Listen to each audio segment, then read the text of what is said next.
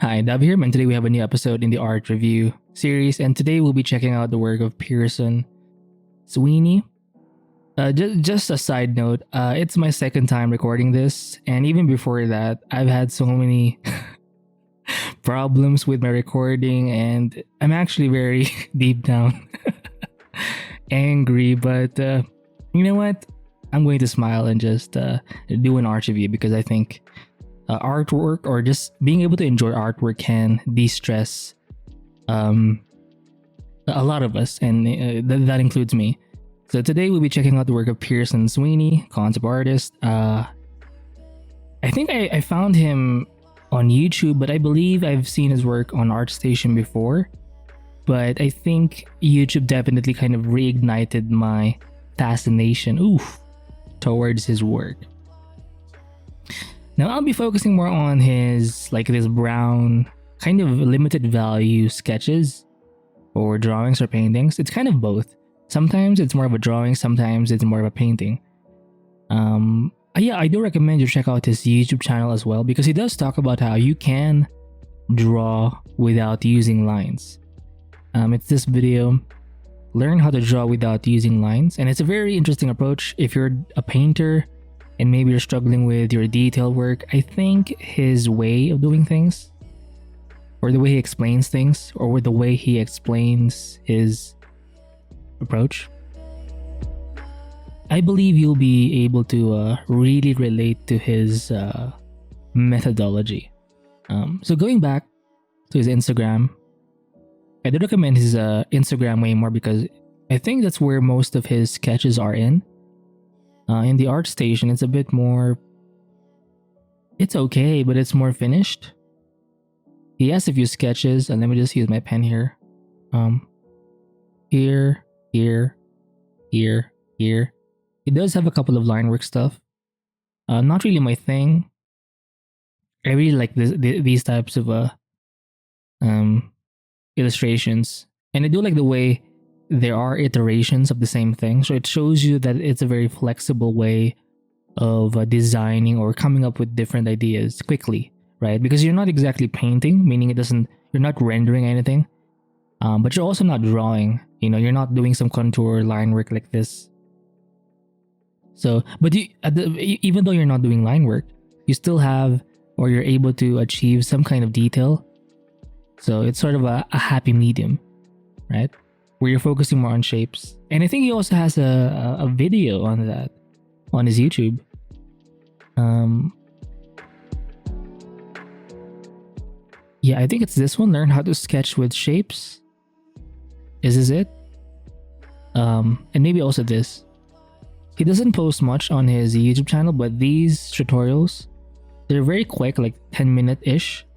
And obviously they're beginner friendly.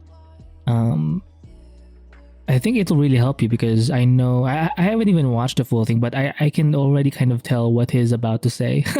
Whoa! For example, right now, if you're able to illustrate your idea with just two values, like light and dark, and it kind of reads from this level, then everything else on top of that, textures, rendering, details, color, lighting, it just adds to this already solid thing. And even with this stage, you can do so much with it, like composition, design, proportions. So you can figure out a lot of ideas with just using these two values, right? So this sort of helps you save time from painting a lot, because for example, if you're trying to conceptualize an idea, I think you're wasting time by spending too much time rendering the thing. Especially if you're trying to run through a bunch of different concepts, if you're trying to iterate and trying to find the best idea, I think having quicker ways of doing that, I think, is much more efficient than just spending too much time on the rendering part. I mean, you can always do that after you figured out something. Anyway, back to his Instagram. It's a very cool look. I mean, you can diversify your work this way. I mean, with just two values, with 3 values, 4 values, Like it's a very flexible approach, and I think it's very appealing, especially to the more painterly types. I think even the way he titled that video, "How to Draw Without Lines." I mean, he's speaking like a painter.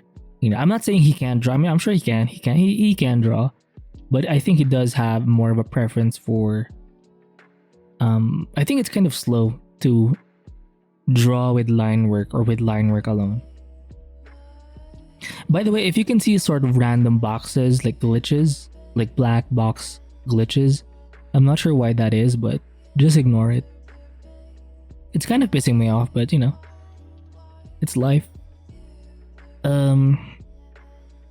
He does like warmer tones for his work, even the sketches. Not a lot of cool like blues in its work. Maybe this one, but in general, the average, he likes the brown kind of look. Or earth tone, I guess. Reminds me a bit of a Nivanh Chanthara, like the way he'll add some details. I mean, I'm sure some parts here may be photo bashed. Maybe it's from a photo and then it has been kind of it has gone through a filter, maybe threshold in Photoshop. Essentially creating a black and white version of that photo, and then once you have that, you can sort of implant that into your black and white or two value drawings or illustration. It's a great way to save time by adding detail, right? And I think Nivanh Chanthara does that a lot. And it's a very flexible approach, and you have to learn how to balance it though, because sometimes you don't want the photo texture to take over to the point where it doesn't even look like it's not yours. Like, you want to make it look like you did it. And I think he has a good way of blending it really well. Okay, I'm not sure why it's... Oh, here we go. Oh shit. I really like the black and white sort of two value look. It's so like heavy. Or no, maybe not heavy, but solid. Like, it really sticks to the page. When you do line drawings, or contour drawings, they feel like they're floating above the page for some reason. I think it's the heavy values, like the stronger blacks or the shadows, the silhouettes. You do get a more graphic or comic book look when you do this. Anyway. Oh shit, this one has an Evangelion head. You know, in Evangelion they have like the pointy things in the head. It's kind of like an antenna of sorts. If you look at this part right here in the coat, I think that's a photo. But it was filtered out and then attached, photo bashed in. And then he kind of painted on top of it with his own stuff to kind of make everything fit.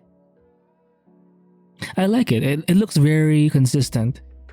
Again, you have to be a bit more careful with this because you can get carried away with over doing it when it comes to details from the photos, right? Oh. Where is it? Oh shit, sorry, it's a bit laggy, I'm not sure why. By the way, I'm recording this video with OBS. I used to do it with Bandicam, but in my last video, there were like audio glitches. So I'm kind of trying out OBS again. I've used it before, but I kind of let it go for some reason. I do believe he has some mecha stuff here. I'm really into the I think they're Gundam mechas. Oh, I like this one. Oh shit. Look at, I mean, that's a photo right there. But look at how it blends so well. Right? Very fast way of conceptualizing. I like it. It reminds me of one of the Metal Gear Solid artwork. I forgot the guy's name. Shinkawa something? Oh shit. Oh my god, I'm trying to scroll here, but everything just seems so slow. Or laggy. It may be OBS, so I may have to quit OBS. I've done so much work, working on the scenes in OBS. Just a side note, working on an intro and outro, and it's just so laggy. Maybe my laptop is just weak. It doesn't matter. I'm very pissed that it's slowing me down because I just want to make content, right? But oh, another black box. Oh my god. Oh, here we are. This one, and this one, they look so cool. And look at how he was able to sort of balance the light areas from the dark areas. Let's just zoom in here, right? The shadow part and the light part. Sometimes it leans more on the lighter side, sometimes on the darker side, but obviously you have to find that happy medium so you can actually see that it's a 3D solid thing. And you'll notice something in his work. There's, especially for his sketches, do you see a lot of brush variety? Even when the videos on his YouTube channel, he uses a basic round brush for his work. So there's no excuse, guys. You don't need the best brushes to be able to make content or make artwork. You just need to have the skills, right? The skills. Oh my god, it's taking forever to load. Anyway.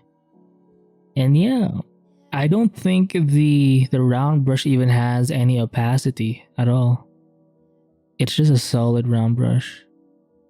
Now this part right here, this kind of circle thing, I think that's a photo. Or a custom shape, I think. Look at that. Oh my god. And it's well done. You're not overdoing it, right? You're just putting it in some of these sorts of kind of like in between the bigger, bulkier chunks of metal, right? So it's kind of it adds a bit of a teeth or grit to your work.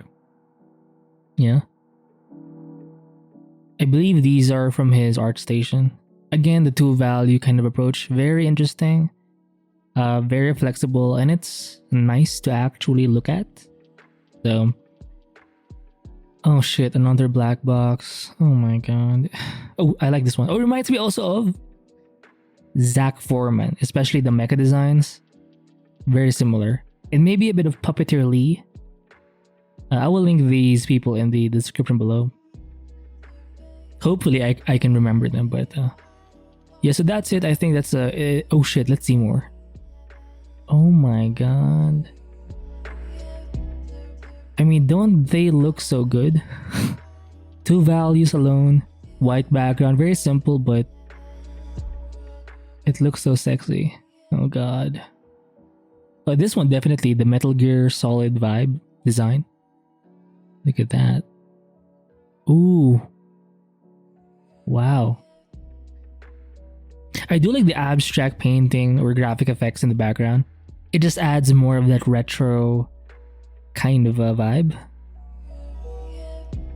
So if you're not if you're not really into drawing or doing line work, I think this is the way to go. Especially when you're trying to explore designs, right? I think doing it kind of like Pearson over here is something that may benefit you. So check out his work. And yeah, I'll see you in the next art review. Bye.